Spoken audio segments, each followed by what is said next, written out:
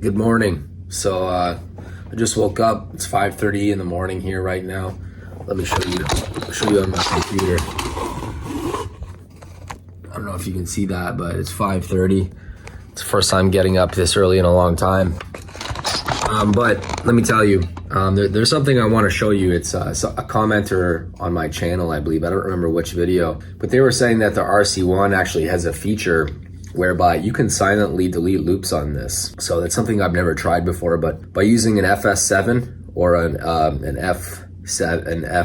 F75U or whatever it's called, you can actually clear loops silently, which is something I didn't know about until recently.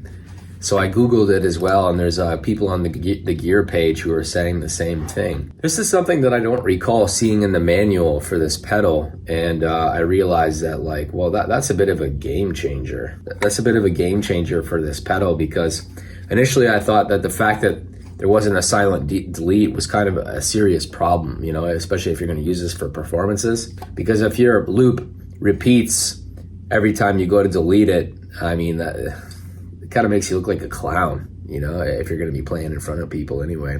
So we're going to figure this out. I'm going to show you what's up. In another video, I said that I was getting a bit sick of guitar processors and amplifier simulators, and there's some truth to that for sure. So I've been really enjoying using my old school amp too, my Orange Crush. And I've got about 6 pedals here. I got the Delama compressor, the Soul Food, the Noise Gate, the Delay, Walrus Audio Julia Chorus, and then I got the Reverb and the RC-1. Then with the Voodoo Labs Pedal Power 3 Plus on top there, powering everything, which is great if you need to power a lot of pedals. So it actually took me 10 minutes to set all that up. One thing I must say is that, like, bro, well, in my other video, I said that power supplies were kind of overrated. They're actually kind of not. Power supplies are so handy. Like, if you're trying to daisy chain all these together, it's such a pain.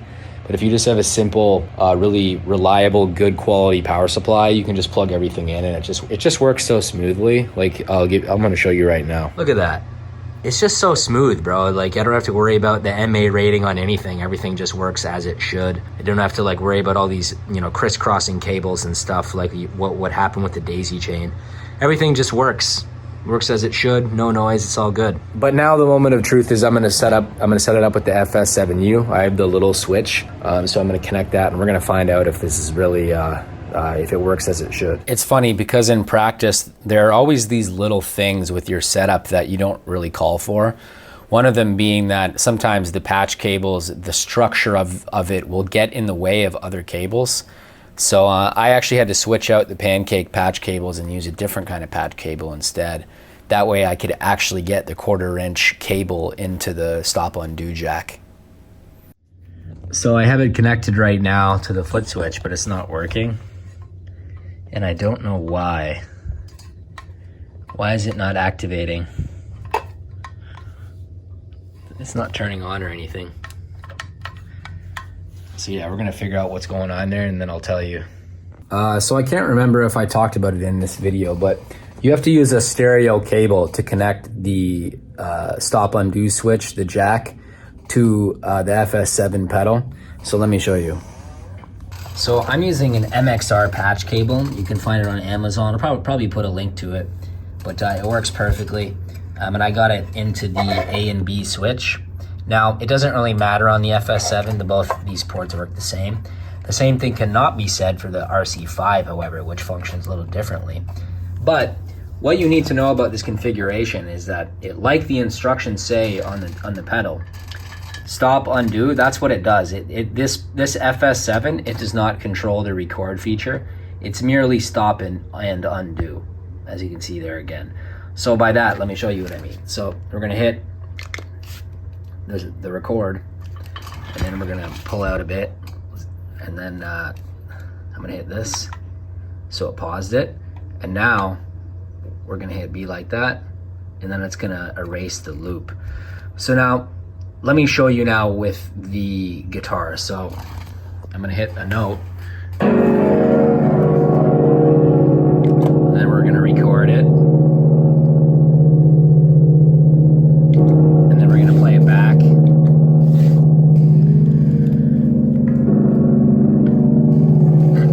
So now we're gonna hit play to stop it, and now we're gonna hold it.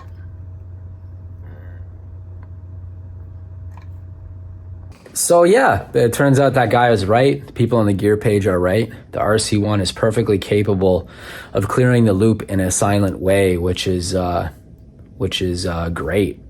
That makes the RC-1 a bit of a better pedal than I thought, honestly, because without a silent delete, it's just kind of, it's kind of annoying. You should be able to do that, but that's kind of how they get you, because the FS7, this costs money. Like it's a fantastic foot switch. It's extremely high quality, but I mean that's another $70 on top of the RC-1.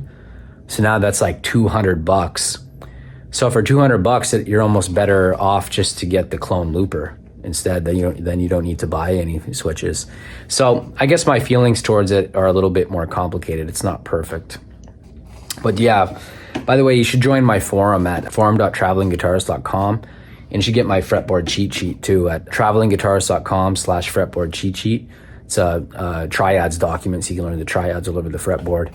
And I think I might do live streams going forward where I practice the triads as a way to hold myself accountable on the live stream, but also just to practice and show you what I'm up to as well.